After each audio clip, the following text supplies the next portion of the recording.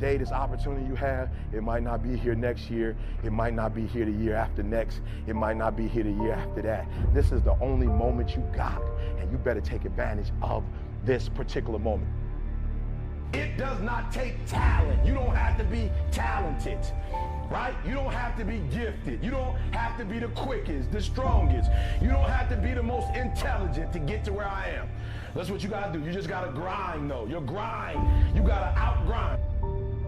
You have to take advantage of an opportunity of a lifetime in the lifetime of the opportunity. You have to make a decision that nobody in this league in your position will outwork you.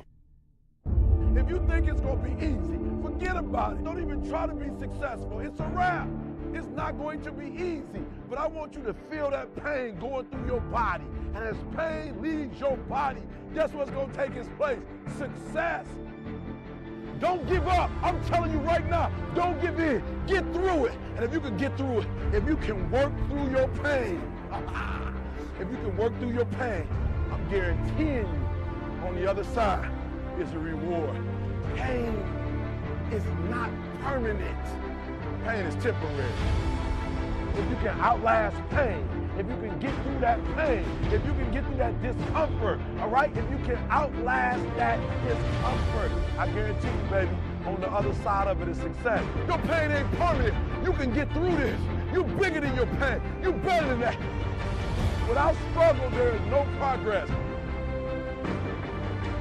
Practice don't make perfect. Practice make permanence. This is permanent, y'all. This is permanent. You can go wherever you want to go from here. I'll tell you this, in any fight, it's the guy who's willing to die who's going to win that inch. I'm so excited about this week. The Red River Rivalry Showdown presents itself for the 111th meeting between my Texas Longhorns and the Oklahoma Sooners, a team that I despise with a passion. And don't get it twisted. You ask any Oklahoma Sooners fan right now, do they like the Longhorns? They'll tell you, hell no. There's a very deep hatred that we have for each other. We don't like them, and they don't like us. So for the first time in the college TTC career history, I'm presenting to you the Texas Longhorns versus Oklahoma Sooners. Hate Week begins. 2016, the sexiest man alive in the universe. And look, we can go into statistics and talk about how Texas owns the all-time record 61-45, and we can also talk about how, you know, they have more national championships than we do. I think they got 7, we got 4. We could go back and forth. They got 5 Heisman Trophy winners. We got 3 Heisman Trophy winners. I mean, we can go on and on and on about, you know, what school has the best history, all right?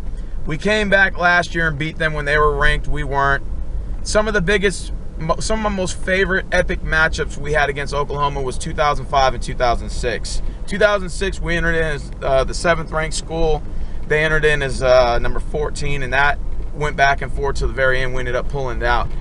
We have a heated history against each other, and both of these teams have absolute hatred for each other. We respect each other, but we hate each other at the same time.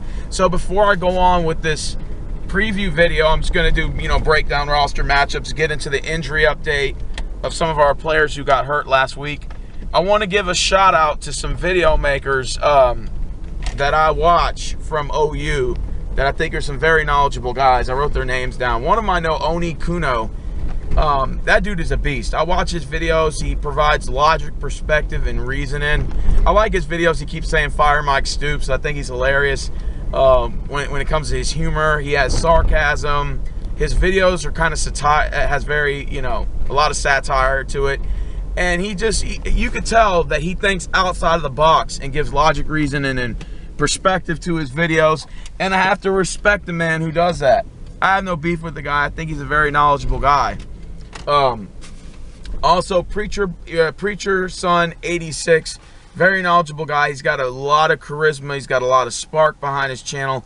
I'm going to put his channel link at the bottom of the description, so make sure you sub to Unikuno and Preacher Boy 86. There's also another guy who mentioned me in his video just recently. His name is Sports Savant TV. I will have his link in the bottom of the description. There's no secret here. We don't like each other. We may be friends outside of this motherfucker, but come hate week, we don't like you and you don't like us. So let's go ahead and talk about some of the biggest concerns that my UT Longhorn fan base on here has been concerned about.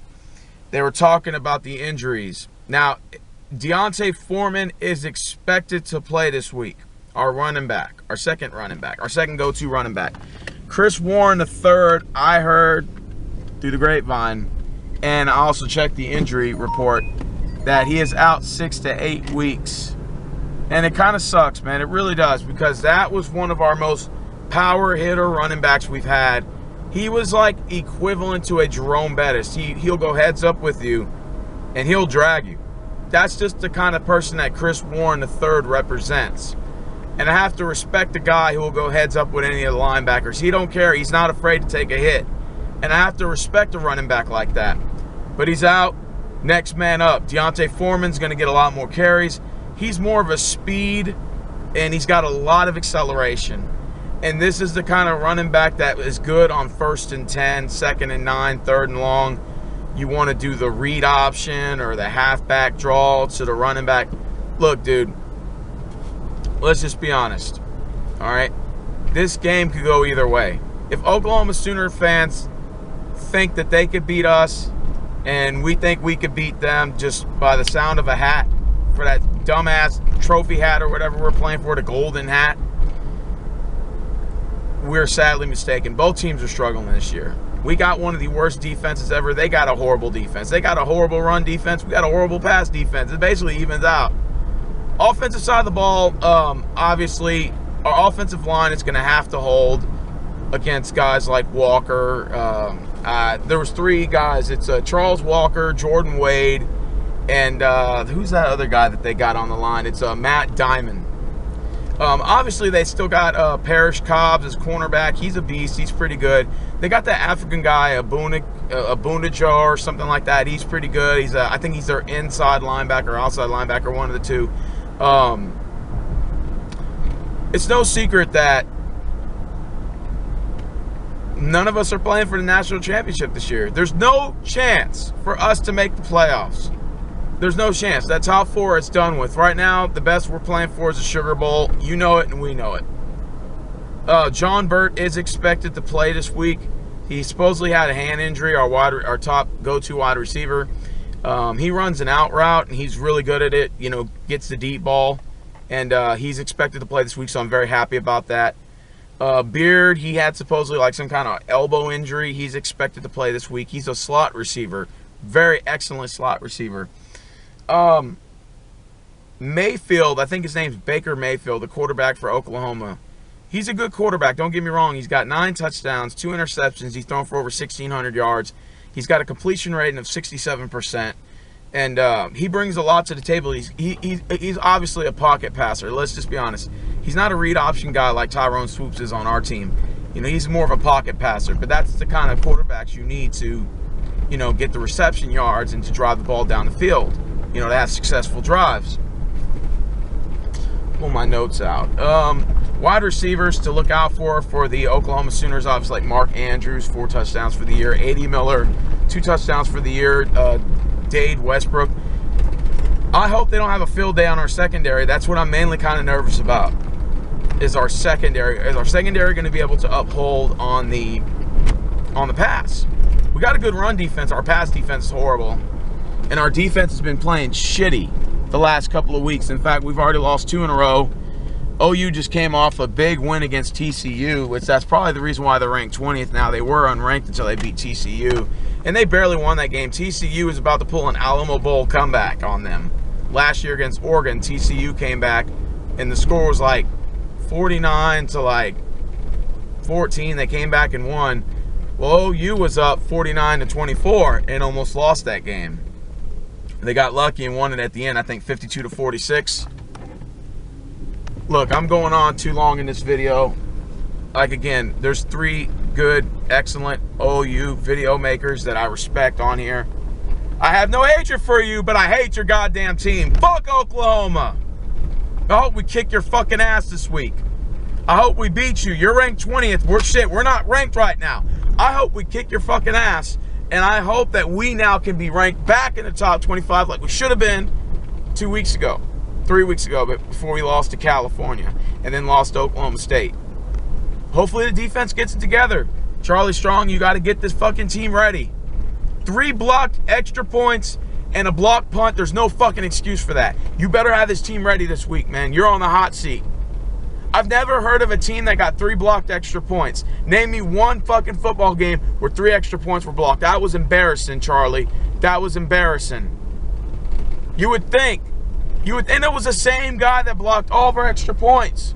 You would think you would have fixed that little problem up the middle and switched some guys out and substitute some other guys in that center and that left guard position. You didn't do it. OU and Texas has their own problems. We both have our own problems. The winner's going to go 3-2. There's really it's really just all about bragging rights. This game is all about bragging rights. Don't get it twisted. There's no fucking top 4 playoffs for any of us. We're not making the playoffs this year. We're going to play from some crappy-ass bowl game. If we get the Sugar Bowl, we got a decent bowl game, but nothing really too spectacular. I mean, I'm not really excited about no goddamn Sugar Bowl. Bob Stoops and Charlie Strong is on the hot seat. I've been listening to the radio, and they're talking about how these guys are going to get fired. Look, from an OU Texas perspective, we've got 12 combined national titles. All right? We want to win the national championship. We don't give a fuck about this dumbass Sugar Bowl. You either give us a national championship or we get nothing at all. That's what I tell these players when they walk into the locker room. We have to be perfect in this system. It's not like the NFL. You go 8-8 and fucking make the playoffs and win like the Giants did twice. It don't work like that. You have to basically go undefeated in order to get a chance to win. That's just the way college football is. Until they change it up the playoffs to 8 or 16 teams, unfortunately, it's going to continue to be this way. That's just the way it is. There's nothing we can do about it. I talked about Chris Warren being out 6 to 8 weeks. This is our 110th meeting. Texas owns the all-time series 61 to 44-5. Texas is a 6.5 underdog in this matchup. I don't see how and why, considering both teams are 2-2. I guess it's because of our shitty-ass defense. Also on defense, Jordan Evans, inside linebacker. He's a beast for Oklahoma. I wanted to also make note of that. I pretty much said everything I had to say in this hate week. I was about to say fuck week. I hate the Oklahoma Sooners. I really do. I can't stand y'all motherfuckers. Every year I want to beat y'all. I want to beat you motherfuckers every year. Can you believe we met for the first time in 1900? I still can't believe it. This is 117 years of pure hate between the Texas fucking Longhorns and the Oklahoma Sooners. This is equivalent to a Boston Red Sox, New York Yankees fucking rivalry. We both hate each other, and there's no fucking secret about it.